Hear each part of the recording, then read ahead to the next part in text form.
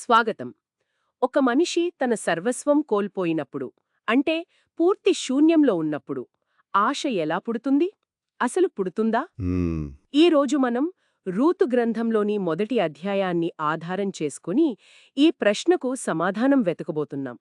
నష్టం, వలస మరియు ఊహించని నిబద్ధత గురించిన ఈ కథలో మనం లోతుగా మాట్లాడుకుందాం. ఇది నిజంగా చాలా చాలా ప్రాథమికమైన ప్రశ్న. ఆశ అనేది బయట పరిస్థితులు మారినప్పుడు వస్తోందా, లేక మనల్ని ఎవరో ఒకరు గట్టిగా పట్టుకున్నప్పుడు వస్తోందా? సరిగ్గా. ఈ కథ ఆ రెండింటి మధ్య ఉన్న తేడాను అద్భుతంగా చూపిస్తుంది. సరే, అయితే ఇక దీని గురించి మాట్లాడుకుందాం. ఈ కథ ఒక పెద్ద సంక్షోభంతో మొదలవుతుంది. యూదాలోని బేత్లెహేంలో భయంకరమైన కరువు. అవును, ఇది ఏదో చిన్న కష్టం కాదు, జీవనాధారాన్ని దెబ్బతీసే ఒక పెద్ద విపత్తన్నమాట. ఇక్కడే ఒక విషాదకరమైన వైరుధ్యముంది కదా. బేత్లెహేము అంటేనే రొట్టెల ఇల్లు అని అర్థం. అవును, హీబ్రూ భాషలో అలాంటి రొట్టెల ఇంట్లోనే తినడానికి రొట్టె లేదు. సరిగ్గా ఈ పరిస్థితుల్లో ఎలీమెలెకు అనే వ్యక్తి తన భార్య నయోమి, ఇద్దరు కుమారులు మహ్లోను, కిల్యోనులతో కలిసి మోయాబు దేశానికి వలస వెళ్తాడు. అంటే బ్రతకడం కోసం సొంత ఊరు, సొంత వాళ్లను వదిలిపెట్టి వెళ్లారు. కాని వాళ్లు వెళ్ళింది మోయాబుకు. ఆ కాలంలో ఇశ్రాయేలీలకు మోయాబీయులకు మధ్య సంబంధాలంత మంచివి కావు కదా. అస్సలు కావు. వాళ్ల మధ్య చారిత్రకంగా చాలా సంక్లిష్టమైన, కొన్నిసార్లు శత్రుత్వంతో కూడిన సంబంధాలుండేవి. హ్మ్, కాబట్టి ఇది కేవలం ఒక ప్రాంతం నుండి మరో ప్రాంతానికి వెళ్లడం కాదు, అది ఒక సాంస్కృతిక, మతపరమైన సరిహద్దును దాటడం లాంటిది.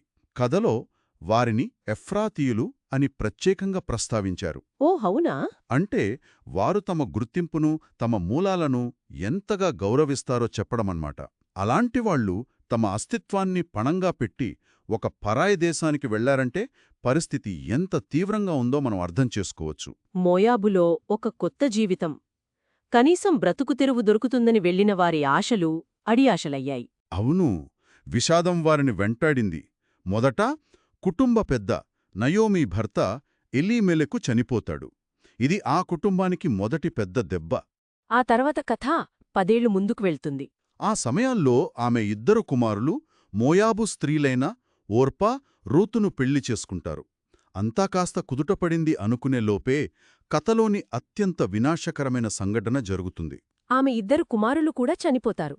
మహులోను మరియు కిల్యోను ఇద్దరు. ఇప్పుడు నయోమి పరిస్థితి ఊహించుకుంటేనే భయంగా ఉంది. భర్తలేడు, ఇద్దరు కొడుకుల్లేరు. ఒక పరాయి దేశంలో తన వాళ్లు కాని ఇద్దరు కోడళ్లతో ఒంటరిగా మిగిలిపోయింది. ఆ మూలగ్రంథంలో వాడిన భాష చాలా సూటిగా, గుండెని పిండేసేలా ఉంటుంది కదూ. చాలా సూటిగా ఉంటుంది. కాగా ఆ స్త్రీ తాను కనిన ఇద్దరు కుమారులునూ తన పెనిమిటియూ లేనిదాయను అని ఒకే వాక్యంలో ఆమె అనుభవిస్తున్న పూర్తి శూన్యతను చెప్పారు. ఆ పదం లేనిదాయను. అవును, ఆ పదం చాలా శక్తివంతమైనది.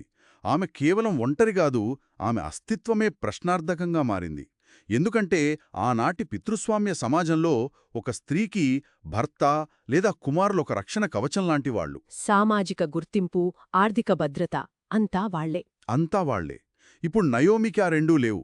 ఆమె ఒక విదేశంలో ఎటువంటి ఆధారం లేని నిస్సహాయరాలుగా మిగిలిపోయింది.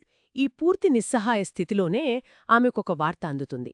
తన స్వదేశమైన యూదాలో దేవుడు తన ప్రజలను కరుణించి కరవు తీర్చాడని వింటుంది. దాంతో నయోమి తిరిగి బెత్లెహేంకు వెళ్లాలని నిర్ణయించుకుంటుంది. ఆమెతో పాటు ఆమె ఇద్దరు కోడళ్లు కూడా ప్రయాణం మొదలుపెడతారు. ఇక్కడి వరకు అంతా బాగానే ఉంది. కాని దారి మధ్యలో జరిగే సంభాషణ కథను పూర్తిగా మలుపు తిప్పుతుంది.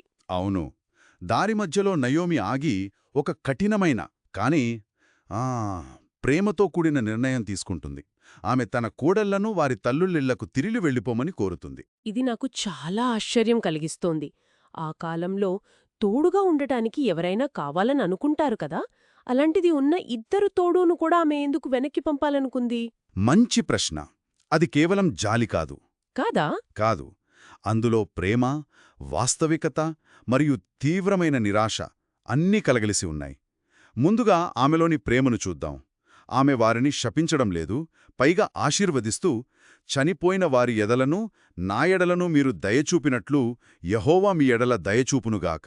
అంటే మీరు నా కొడుకులకు నాకు చూపిన ప్రేమకు ప్రతిఫలంగా దేవుడు మిమ్మల్ని ఆశీర్వదించాలని కోరుకుంటుంది. సరిగ్గా. ఆ తర్వాత ఆమె వాదన చాలా తార్కికంగా ఉంటుంది, ప్రాక్టికల్గా ఉంటుంది. నా కుమార్తెలారా, మీరు మరలుడి, నాతో కూడా మీరు రానేలా. అంటే నా దగ్గర మీకు భవిష్యత్తు లేదు అని ముఖం మీదే చెబుతోంది. అవును, మిమ్మును పెళ్లి చేసుకొనుటకై ఇంక కుమారులు నా గర్భమున నుందురా?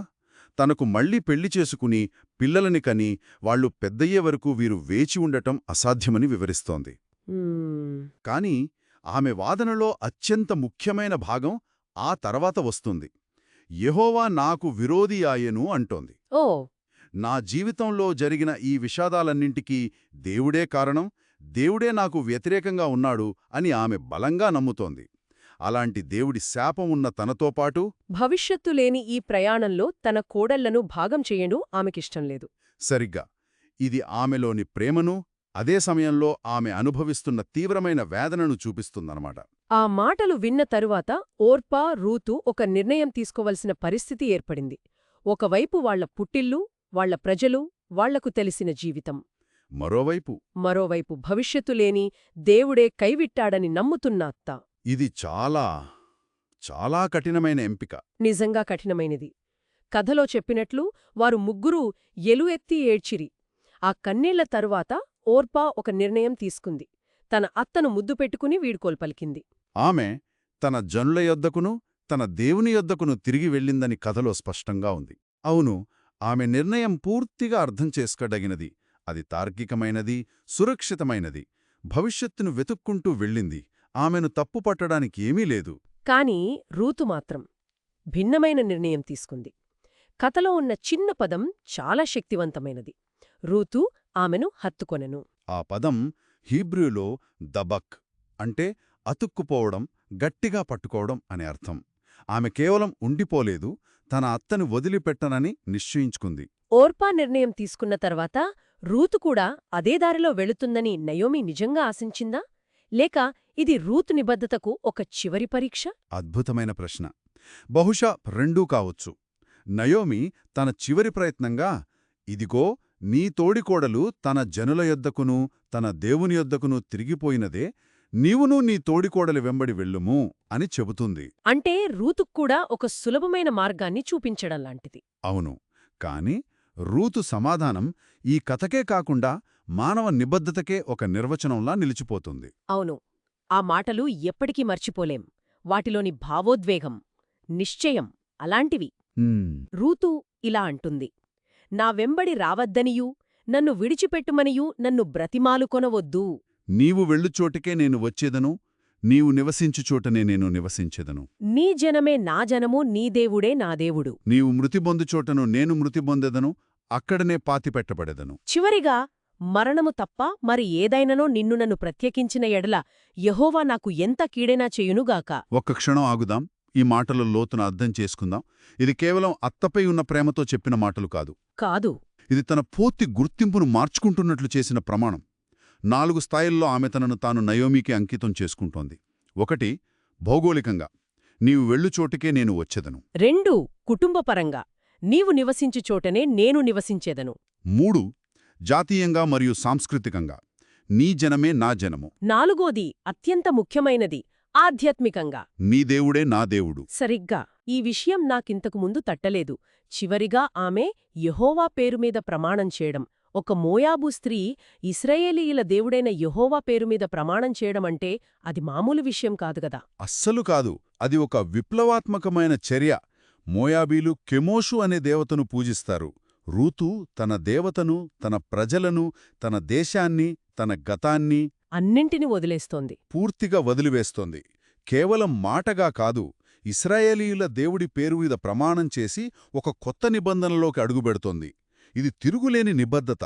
నయోమి జీవితంలో దేవుడు లేడని, తనకు విరోధి అని భావిస్తుంటే రూతు మాత్రం అదే దేవుణ్ణి తన దేవుడుగా స్వీకరిస్తుంది. ఇది ఈ అధ్యాయంలోనే అత్యంత కీలకమైన ఘట్టం. రూతు నిశ్చయాన్ని చూసిన తర్వాత నయోమి ఆమెతో వాదించటం మానేసింది. అలా ఇద్దరూ కలిసి బేత్లెహేముకు ప్రయాణమయ్యారు. 10 ఏళ్ల తర్వాత వాళ్లు తిరిగి రావడంతో ఊరంతా ఆశ్చర్యపోయింది. ఈమె నయోమి గదా అని మాట్లాడుకుంటున్నారు. దానికి నయోమి చెప్పిన సమాధానం, ఈ 10 ఏళ్లలో ఆమె ఎంతగా మారిపోయిందో, ఎంత వేదన అనుభవించిందో చూపిస్తుంది. నయోమి అనే పేరుకు మధురమైనది లేదా ఆనందకరమైనది అనర్థం. కాని ఆమె తనను అలా పిలవొద్దని మారా అని పిలవమని కోరుతుంది. మారా అంటే చేదు. అవును, తన జీవితమిప్పుడు చేదుగా మారిపోయిందని ఆమె ఊరి ముందు ప్రకటిస్తోంది. ఈ కథ వేల సంవత్సరాల క్రితం నాటిదైనా మనలో చాలామంది జీవితంలో ఏదో ఒక దశలో నయోమీలా, మారాగా అంటే చేదుగా ఫీలయ్యే ఉంటారు.